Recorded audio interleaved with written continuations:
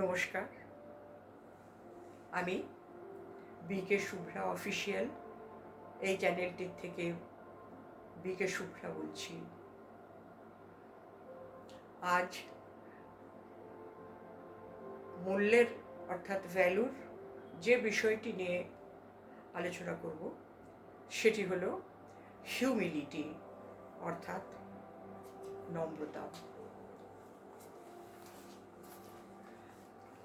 আত্মার মূল ও বিশেষ গুণ হলো বিনম্রতা। যেখানে আত্মার সাথে আত্মার অকৃত্রিম শুভ চিন্তা ও ভালোবাসা রয়েছে, সেই আত্মাই নম্র হতে পারে। হৃদয়ে যদি ভালোবাসা, করুণা বা স্নেহের যোগ থাকে, নম্রতা সেখানে অবধারিত। আমাদের যে শিক্ষাগত আমরা যে যোগ সম্পর্কে যে জ্ঞান আমরা পেয়ে থাকি, সেখানে শিব পরমপিতা পরমাত্মা আমাদের সবসময় বলেন সোল কনসিয়াস। এই কথাটি তিনি আমাদের প্রায় সময় স্মরণ করিয়ে দেন। সোল কনসিয়াস অর্থাৎ আত্মসচেতন। আমরা আত্মসচেতন না হবার কারণ আমরা বডি কনসিয়াস। সবসময় সারা দিনের মধ্যে কাজকর্ম বিভিন্ন প্রয়োজনে থাকতে হয় বলে আমরা বডি কনসিয়াস ম্যাক্সিমাম সময়টাই থাকি। কিন্তু বডি কনসিয়াস হওয়ার কারণ হচ্ছে আমরা যখন হয়তো বিগত 2-1 বছর আগে হয়তো কারোকে দেখলাম, দেখা হলো, তাকে দেখলে হয়তো তার সাথে আমার কোনো রকম কোনো বচসা বা কোনো রকমের কোনো বিবাদ ঝগড়া সম্পর্কেও কোনো কিছু হয়েছে, তার চেহারাটা দেখলে বা ভাবলে সঙ্গে সঙ্গে আমাদের মনের ভেতরে সেই দিনের স্মৃতিগুলো আবার ভেসে ওঠে। এবং মনের ভেতরে সেই সব স্মৃতিগুলো আসার জন্যে মন এই শরীরটাকে চালনা করে। মনের সাথে সাথে শরীরও কষ্ট পায়। সেই জন্যে পরমপিতা পরমাত্মা শিব বাবা, আমাদের সবাইয়ের আদরের, তাকে আমরা শিব বাবা বলি। তিনি তো বাবা, তাই জন্যে তাকে আমরা শিব বাবা বলি। তিনি বলেন আত্মসচেতন অর্থাৎ সবসময় মনে করবে আমি একজন শ্রেষ্ঠ আত্মা। এই শরীরটা না থাকলে আমি আমার নিজের কর্ম করতে পারবো না। আর যার সঙ্গে আমরা কথা বলছি, সে আমার ঘরের কেউ হোক বা কোনো বাচ্চাই হোক বা অচেনা অপরিচিত কেউ হোক, সে যেই হোক না কেন, তাকে আমরা সম্পূর্ণ আত্মিক দৃষ্টিতে আমরা দেখব। অর্থাৎ আমার ভেতরে ঈশ্বর যেমন বিভিন্ন সদ্গুণ ভরপুর করে দিচ্ছেন, ওর ভেতরেও সেই পবিত্র গুণগুলি আমাদের রয়েছে। তাই বলা হয় আত্মা আত্মা ভাই ভাই। কারণ এক পিতার সন্তান যদি আমরা হই সমস্ত আত্মা, তাহলে সেখানে ভাই সম্পর্কই হয়ে থাকে। এই সম্পর্কটাকে ধরেই এখনো আমাদের বলা হয় হিন্দি চিনি ভাই ভাই, হিন্দু মুসলমান ভাই ভাই, এইরকম আর কোনো সম্পর্ক বলা হয় না।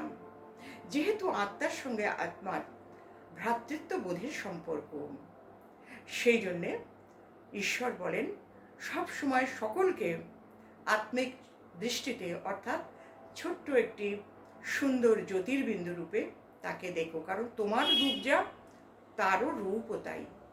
তাহলে আমরা এইরকম একটা সুন্দর স্থিতি ধরে রাখতে পারবো যে যে কোনো সময় যে কোনো মানুষকে দেখলেও আমাদের ভেতরে, আমাদের মানসিকতার ভেতরেও কোনো পরিবর্তন কখনো হবে না।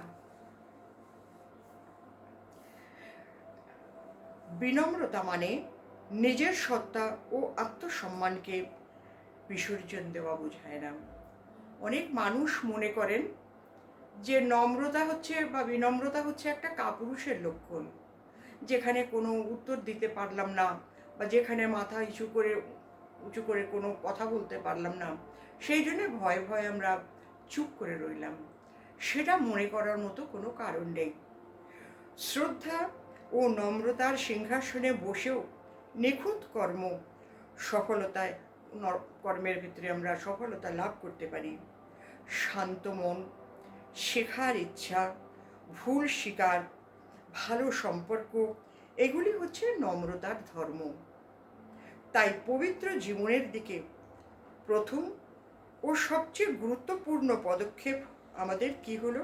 নম্রতা, যা সকল সৎগুণের ভিত্তি। বৌদ্ধ ধর্মেও বিনয় বা নম্রতাকে একটি বিশেষ গুণ হিসেবে দেখে এবং নৈতিক অনুশাসন হিসেবে তাকে সমর্থন করে। এই কারণে ঔদ্ধত্য বা দাম্ভিকতার বিরুদ্ধে এই আদর্শকে বিশেষ গুণগত ধর্ম হিসেবে ধরা হয়।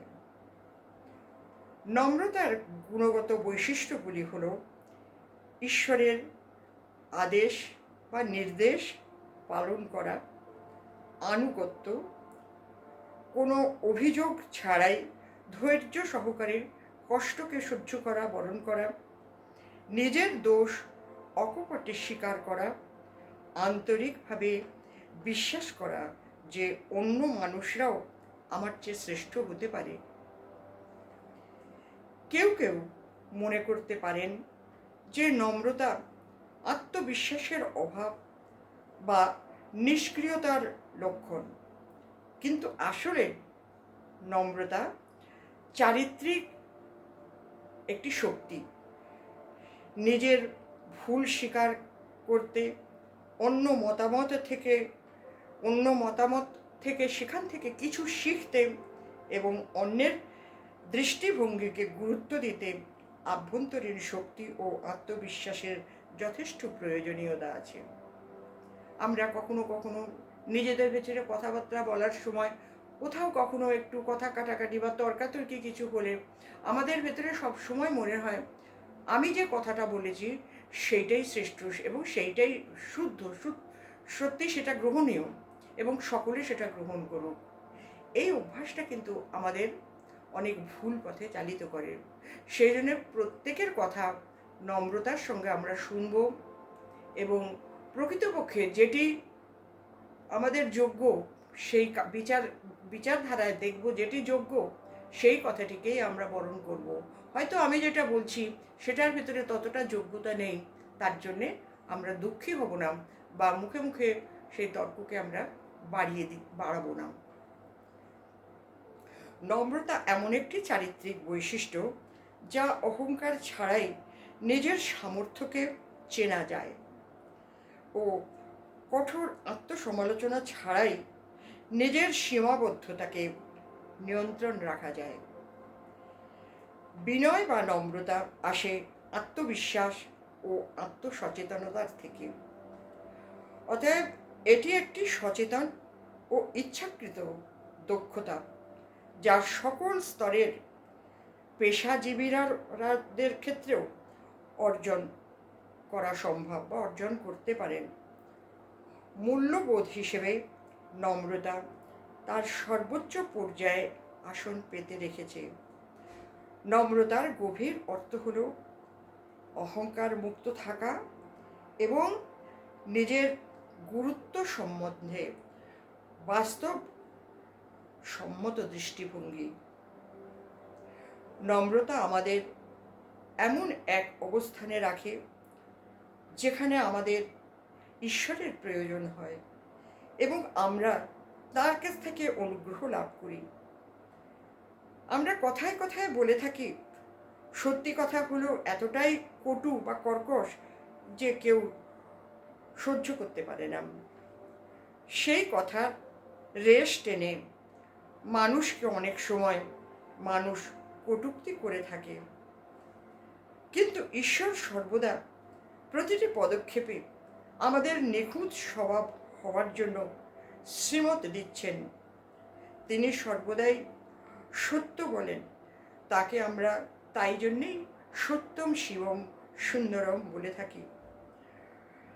যদি তাকে যথার্থ অনুসরণ করতে পারি তাহলে নম্রতার ভাষা আচরণ দিয়েই আমরা মানুষের মনকে জয় করতে পারব। মানুষের ভিতরে এই অভ্যেসগুলি রয়েছে। অনেকেই সাধারণত বলেন সত্যি কথা বললে এখন রাগ হয়ে যাবে, সত্যি কথা বললে তোমাদের খারাপ লাগবে। কিন্তু সত্যি কথা বললে খারাপ তো লাগার কথা নয়, কারণ আমরা শিক্ষা নিচ্ছি, আমরা সবাই শিক্ষার্থী, আমরা সকলেই স্টুডেন্ট। ঈশ্বর আমাদের এত রকমভাবে সংশোধন করছেন, এত রকমভাবে আমাদের আত্মার ভেতর থেকে যেসব দোষ ত্রুটি কালিমা রয়েছে সেগুলি বের করে আমরা যেন সৎ পথে, সুন্দর পথে যেন চলতে পারি। তিনি আমাদের দুটি পথই দেখাচ্ছেন, যে যদি ঠিক পথে চলো সে আলোর দিশা পাবে, আর তা যদি না করে বিপরীত দিকে চলো তুমি তদ্রূপ ফল পাবে। তো ঈশ্বর যেখানে আমাদের সবসময় প্রত্যেককে সত্য কথা শোনান, তিনি তো সেই রকম কর্কশভাবে কখনো বলেন না। তিনি সমস্ত বাচ্চাকে বলেন মিঠে বাচ্চে। আর সেই জন্যেই সেই প্রসঙ্গে একটা কথা জানিয়ে রাখা ভালো, যখন আমাদের শিবরাত্রি হয়, শিবকে আমরা যে ফুলগুলি দিয়ে পুজো করি সেগুলি হলো বিষাক্ত ফুল, যেমন ধূত্র ফুল, তারপরে আকন্দ ফুল। এই ফুলগুলি সাধারণত কোনো পুজোয় আমাদের লাগে না, একমাত্র শিবের মাথায় দিয়ে আমরা পূজা করে থাকি। তার অর্থ হলো, শ্রীমতে বলছেন, শিব ভগবান উবাচ, শিব ভগবান বলছেন যে যত বাচ্চাই আছে তারা যতই খারাপ হোক, অন্য মানুষের কাছে তারা যতই অপ্রিয় হোক, কিন্তু তারা আমার সন্তান, তাদের কোথায় ফেলবো? সমস্ত সন্তানই আমার মাথার উপরে তাদের স্থান। আর সেই জন্যেই এই শিবরাত্রির সময় বা শিব পুজো যখন আমরা করি, এই আকন্দ ফুল, ধূত্র ফুল, এই সমস্ত বিষাক্ত ফুলগুলি দিয়ে আমরা শিব পুজো করে থাকি। তাই তিনি আমাদের প্রতি মুহূর্তে বলছেন, নম্রভাবে বলছেন, মিঠা বলো, ধীরে বলো, কম বলো। অর্থাৎ নম্রতা দিয়ে আমরা অনেক মানুষকে, আমাদের আচরণ, নম্র আচরণের দ্বারা আমরা অনেক মানুষকে আমরা সুন্দর পথের দিশা দেখাতে পারবো। মানুষের জীবনে অনেক পরিবর্তন আমরা এনে দিতে পারবো। একটি ছোট্ট একটি উদাহরণ আপনাদের আমি দিই।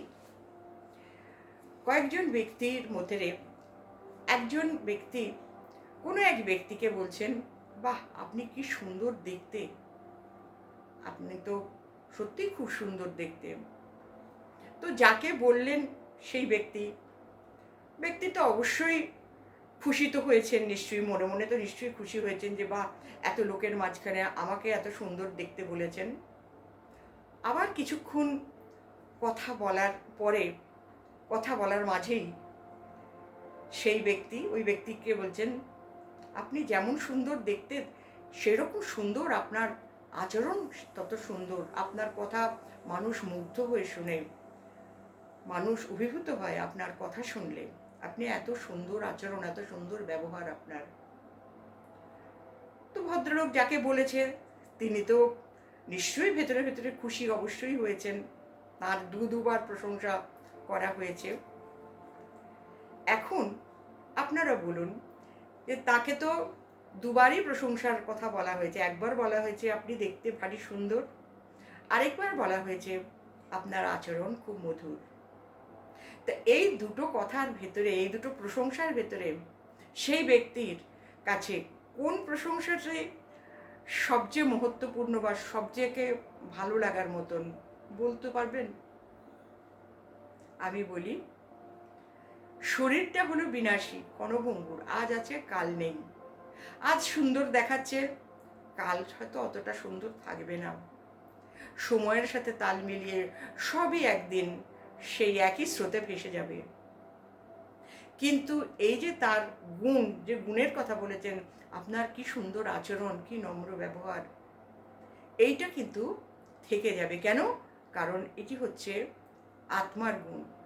সেটি ছিল শরীরের প্রশংসা, আর এটি হচ্ছে আত্মার গুণ।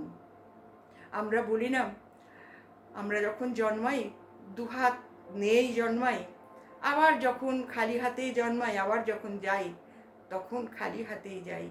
খালি হাতে যাই আমরা কেন বলি? যে এই পার্থিব জগতের কোনো বস্তু এতদিন ধরে যা জমা করে রেখেছি, যা চেষ্টা করে পরিশ্রম করে বাঁচিয়ে রেখেছি, এদের কিছুই আমরা নিয়ে যেতে পারবো না। কিন্তু কোনটা যায় আত্মার সঙ্গে? তার বিভিন্ন গুণাগুণগুলি।